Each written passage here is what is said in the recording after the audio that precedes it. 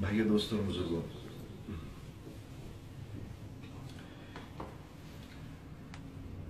دنیا میں آنے کے بعد اگر انسان کی محنت کا رخ صحیح ہو تو بہت تھوڑی محنت پر اس کو وہ سب کچھ مل جاتا ہے جس کی وہ تمنا کرتا ہے، اور اگر محنت کا رخ غلط ہو تو بہت محنت کرے گا، بہت تھوڑا ملے گا۔ وَأَن لَيْسَ لِلْإِنسَانِ إِلَّا مَا سَعَى، ملے گا وہی کہ یہ دنیا میں بھیجا گیا ہے محنت کرنے کے لیے۔ اس پر ہر وقت یا تو اللہ رب العزت کے حقوق متوجہ ہوتے ہیں یا لوگوں کے حقوق متوجہ ہوتے ہیں۔ ہر وقت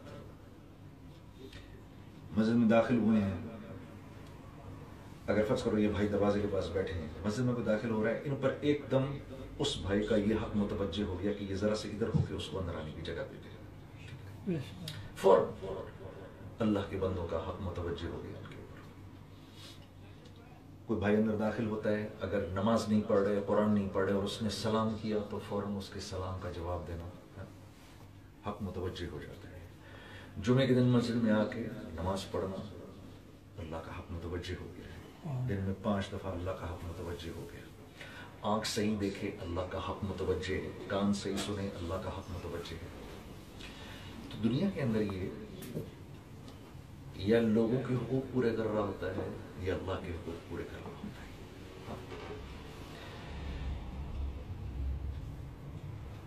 اگر اس کی محنت کا رخ صحیح ہے، اگر اس کی محنت صحیح ہے، اور محنت کا رخ صحیح ہونے کا مطلب کیا ہے؟ جو انبیاء علیہ السلام جیسے بتا کر گئے ہیں ویسی یہ زندگی گزار رہا ہے، تو اس کی محنت کا رخ صحیح ہے۔ اب اس کے تھوڑے عمل پر اس کو وہ سب کچھ مل جائے گا جس کی یہ تمنا کرتا ہے، زیادہ نہیں کرنا پڑے گا اس کو۔ آپ صلی اللہ علیہ وسلم صحابہ کرام کے ساتھ بیٹھے ہوئے، آپ نے فرمایا ابھی ایک اندر جنتی داخل ہونے والا ہے، تو سارے صحابہ کرام، ان میں بڑے بڑے مہاجرین و انصار بیٹھے ہوئے تھے، سب ایسے متوجہ ہو گئے۔ تو دیکھا ایک انصاری صحابی اندر داخل ہوئے ہیں، وضو کا پانی جسم سے ظاہر ہے، ہاتھ میں جوتیاں ہیں، کیسے کوئی جانتا بھی نہیں ان کو کوئی خاص لوگ ہیں۔ وہ اندر آئے، جوتیاں رکھیں، اپنی تحیۃ المسجد پڑھی، آ کر بیٹھ گئے۔ سب ان کو دیکھ رہے ہیں کہ یہ تو کوئی ایسا۔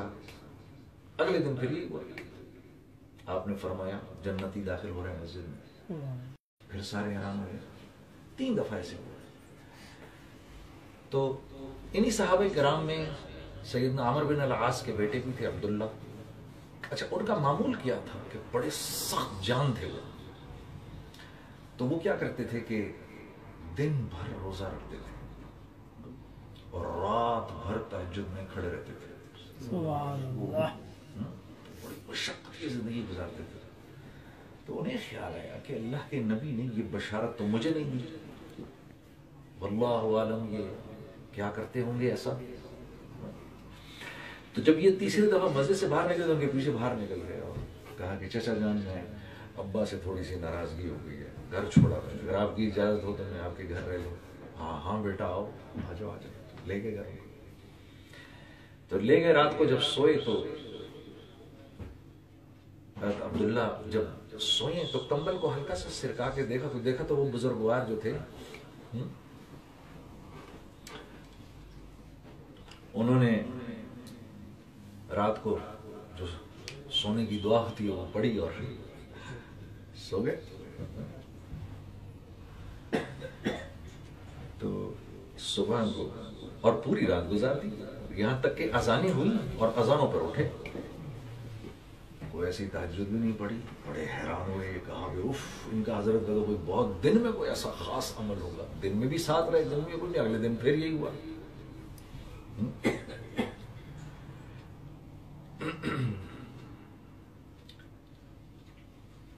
تو دوسرے دن بھی حیران ہو گئے، کچھ ایسے نہیں ہوا، پوری رات ایسے کمبل سے دیکھتے رہے۔ حضرت نے آرام فرمایا، فجر کی اذانوں پہ اٹھ گئے، احیانا بعد ما اماتنا ویلیہ نشور دعا پڑھی اور وضو کیا اور مسجد پہنچ گئے. بڑے حیران ہوئے. تیسرے دن بعینی یہی ہوا. تو تیسرے دن فجر کی نماز سے جب حضرت نکلے ہیں باہر تو کہا حضرت ایک چھوٹی سی عرض ہے.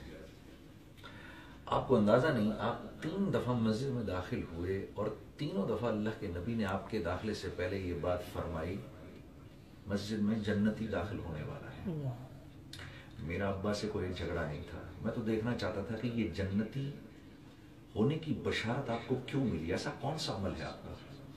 تو میں تو 3 دن آپ کے گھر رہا حضرت, میں دن بھر روزہ رکھتا ہوں, پوری رات تہجد میں کھڑا رہتا ہوں. سمجھ نہیں آیا مجھے تو ایسی بشارت ملی نہیں, کس بنیاد پر آپ کو یہ بشارت ملی, آپ کو تو میں نے پوری رات سوتے ہوئے دیکھا. تو وہ حضرت بھی حیران ہو گیا, مسکرائے, کہا ہاں بیٹا ایسا تو کوئی عمل نہیں میرے پاس. کہاں کوئی بات ہوگی, پتہ نہیں کیا بات ہے, یہ کہہ کے جانے لگے سیدنا عبداللہ.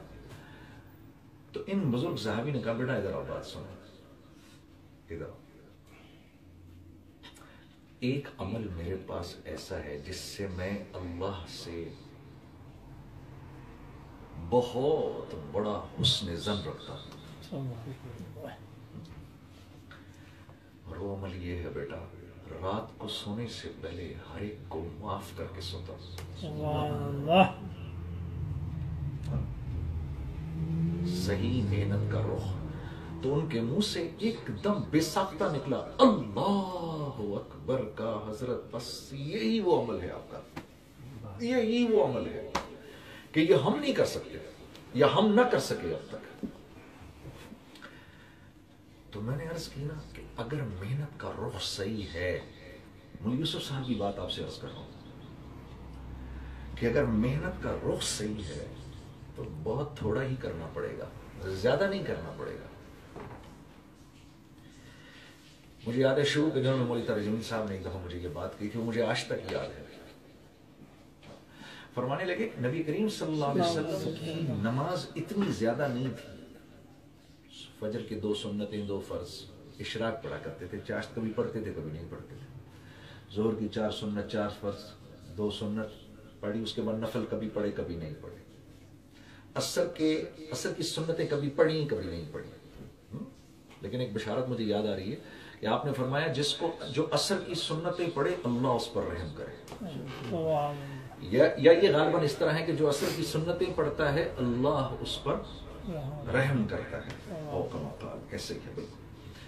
تو کبھی آپ پڑھتے تھے کبھی نہیں پڑھتے تھے. عصر کے فرض پڑھتے تھے, مغرب کی 3 فرض 2 سنت, اوابین کبھی پڑھی کبھی نہیں پڑھی. عشاء کی 4 سنتیں کبھی پڑھی کبھی نہیں پڑھی. 4 فرض 2 سنت, وطر آپ رات کو پڑھا کرتے تھے.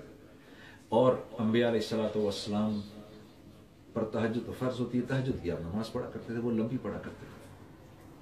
تو نماز اتنی تھی آپ کی, لیکن جو کام آپ نے کیا وہ کیا کیا کہ آپ نے برائی پر بند باندھ دیا, جو کہ ایک مشکل کام ہے. اپنے آپ کو برائی سے روکنا ایک مشکل کام ہے. جب آدمی گناہ بھی کر رہا ہوتا ہے نیکیوں کے ساتھ ساتھ, تو اس کا جو اچھا عمل ہے نا وہ کمزور پڑ جاتا ہے, پھیکا پڑ جاتا ہے. یہ ایسے ہی ہے کہ سردیوں میں آپ کی گاڑی کے جب تک سارے شیشے اوپر نہ ہوں, گاڑی کا ہیٹر آپ کی گاڑی کو گرم نہیں کرے گا. دنیا کا بہترین ہیٹر لگا لو اور ایک ہی شیشہ کھول دو, پٹ جاؤ گے, وہ گاڑی نے گرم نہیں ہونا. اور بند کر کے سب سے فضول ہیٹر لگا دو, تھوڑا لگا دو, 1 نمبر پر چلاؤ اس کو, تھوڑی دیر میں گاڑی گرم ہو جائے گی. تو مسئلہ یہ نہیں ہے کہ ہم اچھے اعمال نہیں کر رہے, مسئلہ یہ ہے کہ ہماری جو محنت کا رخ ہے وہ خراب ہوا ہے, جس کی وجہ سے دعائیں پھسپھسی پڑ جاتی ہیں. حاجی عبدالوہاب صاحب سے میں نے یہ بات خود ان کے بیان میں کئی سال پہلے سنی. فرمایا ہم اس دعوت کے عمل کو جو کرتے ہیں, لوگوں کو اللہ کی طرف بلاتے ہیں, اس لیے بلاتے ہیں کہ ہماری دعائیں جاندار ہو جائیں. ہاں, کیونکہ اللہ رب العزت کا یہ فیصلہ ہے, وَمَنْ أَحْسَنُ قَوْلًا مِّمَّنْ دَعَا إِلَى اللَّهِ وعمل صالحا وقال اننی من المسلمین. اس آیت میں اللہ کا یہ وعدہ ہے اپنے بندے سے کہ سبحان اللہ کہ اس سے بہتر بات کس کی ہو سکتی ہے جو لوگوں کو اللہ کی طرف بلائے. اس سے بہتر بات کس کی ہو سکتی ہے جو لوگوں کو اللہ کی طرف بلائے. کیونکہ جب وہ اس عمل کو کرے گا، لوگوں کو اللہ کی طرف بلائے گا، وَعَمِلَ صَالِحًا، تو اللہ اپنے فضل سے اس کو عمل صالح کی توفیق دیں گے. اس کو عمل صالح